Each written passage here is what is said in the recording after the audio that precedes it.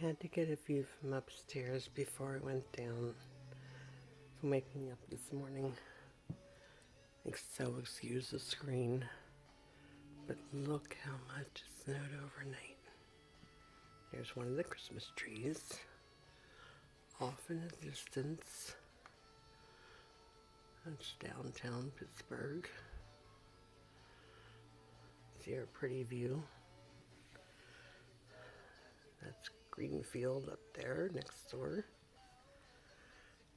But look, it's crazy. I could see deer footprints last night.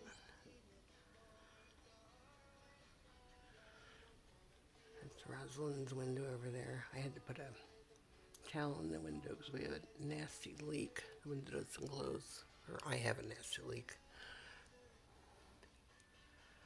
We can actually see blue in the sky today, which is a wonder. Well, some blue. There's blue right there. I'll take it.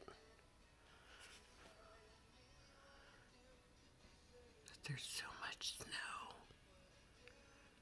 It's so quiet. I'll take pictures downstairs when I go to feed the birds.